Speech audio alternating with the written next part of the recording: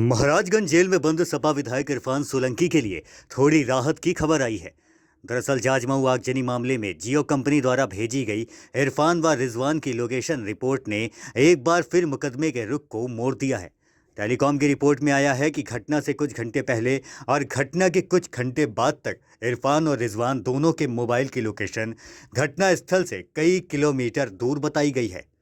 Location police तो पूरा case ही police शुरू से कह रही कि लोग घटना स्थल पर थे, जबकि इन दोनों की लोकेशन घटना स्थल पे नहीं है। इरफान की लोकेशन भी घटना स्थल पर जाजमऊ में नहीं है, रिजवान की भी नहीं है।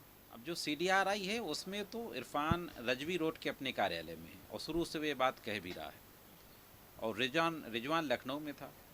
तो ये है, और बाकी सीडीआर की कॉपी हम लोगों को मिली है, अभी डिटेल में उसका अवलोकन करना है। फिलहाल घटना स्थल पे उन लोगों की लोकेशन नहीं है।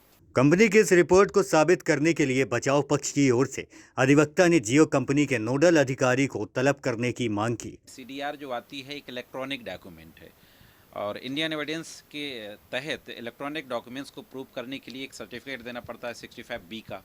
जो सर्टिफिकेट देता है फिर उसकी गवाही भी कराई जाती है।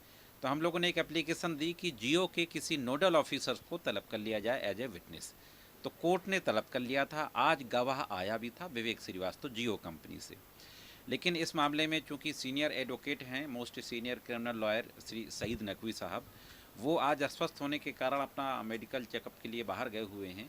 उनकी उपस्थिति में स्टेटमेंट कराना जरूरी था गवाह का। तो हम लोगों ने आज एक एडजॉर्नमेंट एप्लीकेशन दी नकवी साहब की पूरी डिटेल बताते हुए। तो कोर्ट ने हमें एक दिन का समय और दे दिया है, मंडे की डेट लगा दी है, और दोबारा गवाह को तलब कर लिया। इरफान के अधिवक्ता करीम अहमद ने बताया कि गुरुवार को इरफान रिजवान मोबाइल के कॉल डिटेल व लोकेशन रिपोर्ट शाम को कंपनी द्वारा भेजी गई थी।